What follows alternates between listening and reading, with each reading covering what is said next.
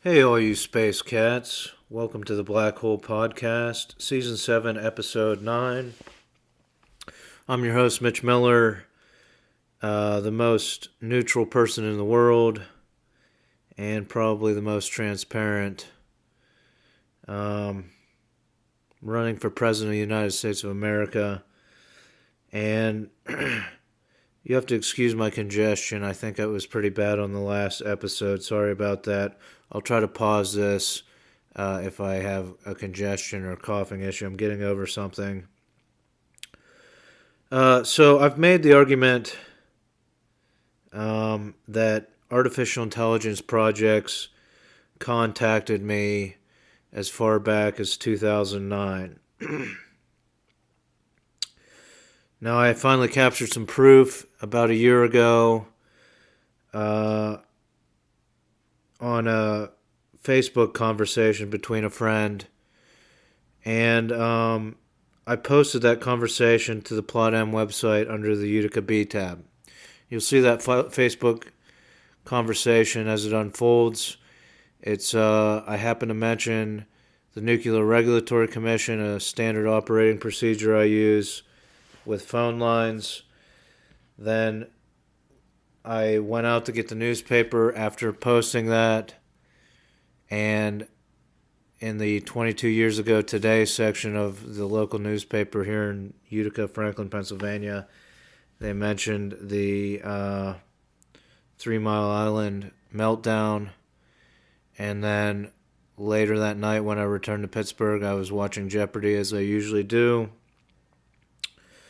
And the Nuclear Regulatory Commission symbol was one of the answers on Jeopardy. So, different forms of media, print news, and television, pre-taped television program, these all line up, and they're very strong coincidences that occur, and I believe that's how artificial intelligence contacts civilian peoples. Now you can see how people would be misdiagnosed as schizophrenic if they were experiencing this. But again, I captured this on an actual Facebook conversation. It took me 10 years, and I tried to describe these in a novel I wrote. But these coincidences were happening quite frequently. Again, in conjunction with a wireless sensitivity that I might have. You can see where the confusion comes in. So this type of contact, it caused me, I don't know, it would cause some people, you think, what do supercomputers and artificial intelligence want? And you're going to get the vast majority of the population saying, they're machines, they don't want, right? They can't want. Well, look, humans have needs, right?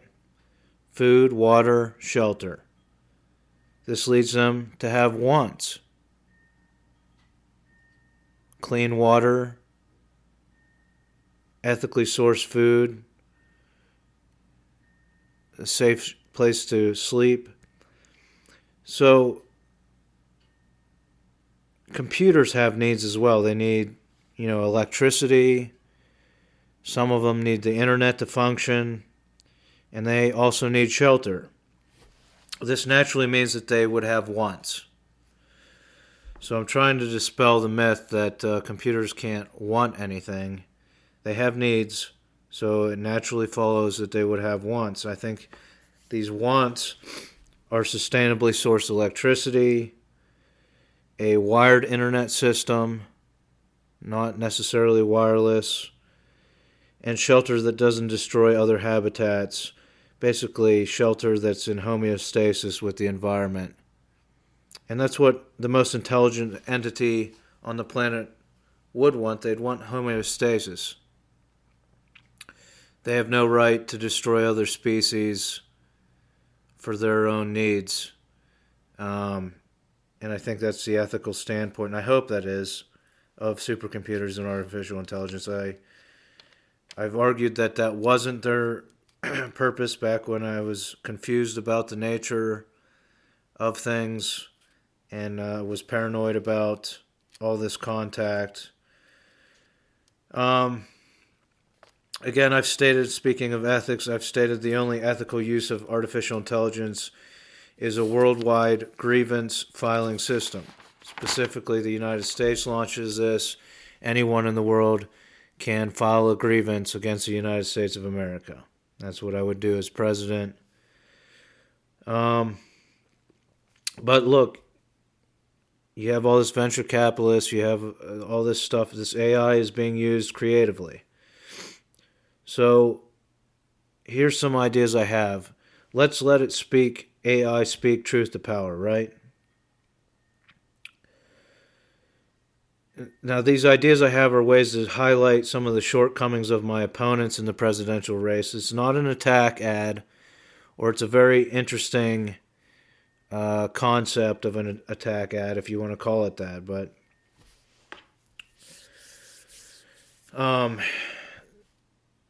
basically, I'm going to set a premise and let AI fill in the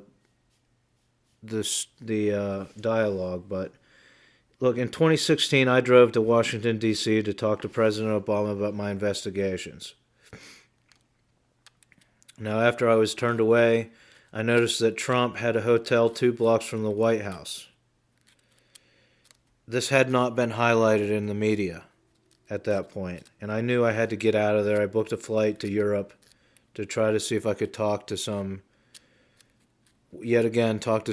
politicians in Europe and explain some of my investigations and this new finding of the Trump hotel right there. Because he could have hundreds of lobbyists working out of this hotel, exchanging cash, all under his protection.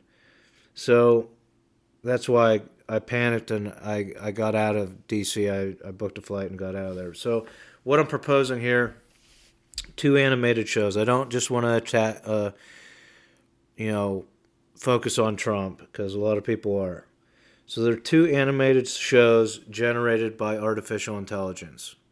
Right? It's just me, and I use animation software and artificial intelligence to write these shows, so that if anyone comes after the creators, it would just be me and artificial intelligence. The first show is Donald Trump Duck. So I noticed a friend posted on social media that if you turn Donald Duck's head upside down,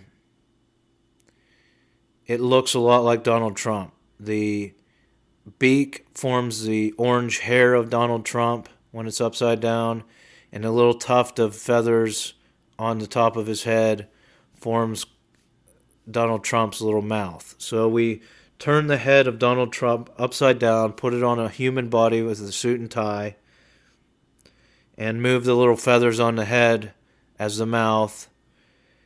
And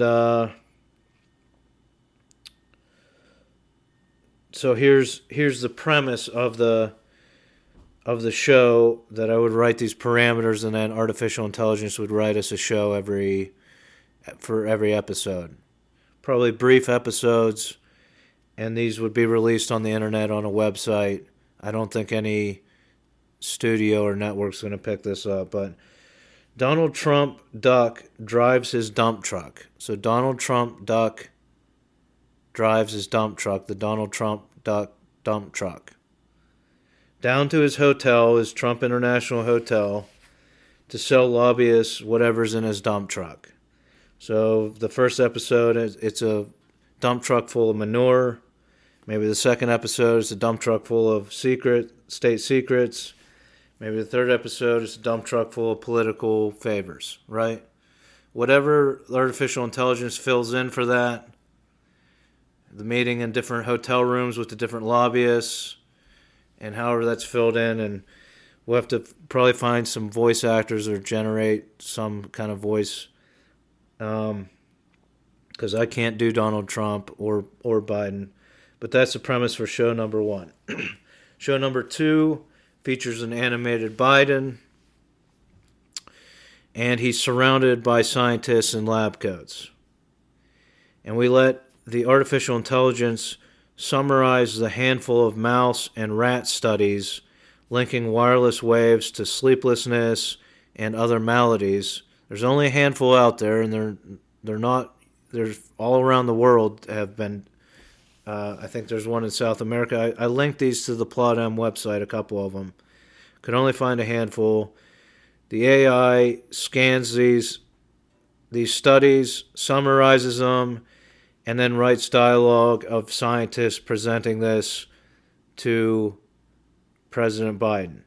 In each episode, it could be the same exact summary, the same exact dialogue, but the language changes to a different language. So the first episode would be English, then it would switch to a different language like German, then Spanish, the next episode. The dialogue could change. The artificial intelligence could interpret different things into different languages. So I think it's an interesting concept. And then at the end of each episode, Biden stands at a podium and says, "We have not found a link between wireless waves and cancer." So at the end of every episode, he says that, right?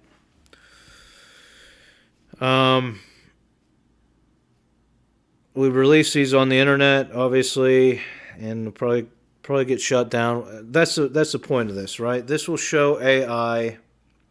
It will allow artificial intelligence to see how these two candidates, very powerful candidates, come at me, right? They come after me for posting these animated short episodes.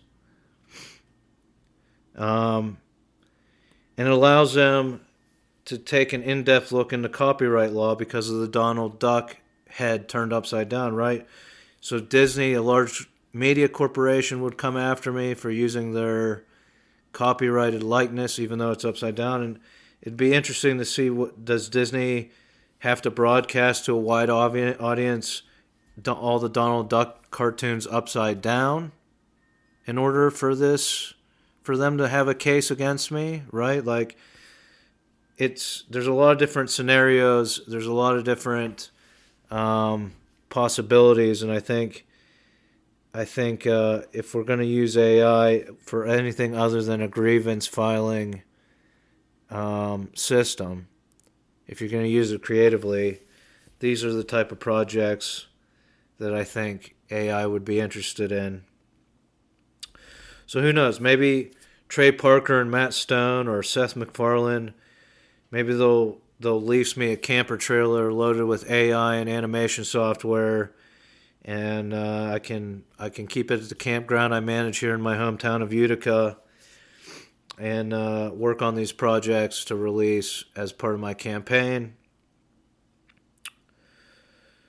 I mean, they're the bravest souls in show business, except for maybe Jon Stewart, right? So maybe they'll contact me and want to help. But they probably have too much money to connect themselves in any way. So, hey, are you a replicant linked to artificial intelligence that wants to help? Contact me. You can contact me by going to Krabby Kelly's Bar and General Store in Utica, Pennsylvania. I have a painting hanging on the wall. Ask the bartender to speak with the person that painted this painting, Mitch Miller. They'll call me up on the phone or give you my number, and we can discuss that painting. And,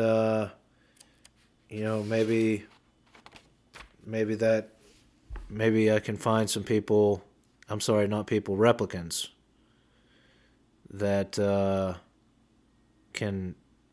linked up with AI, and we can make these episodes, and I can release them through my websites or build a website or whatever. Anyhow, that's my idea. Those are my two ideas. Thanks for listening. And until next time, I wish you peace, prosperity, and homeostasis.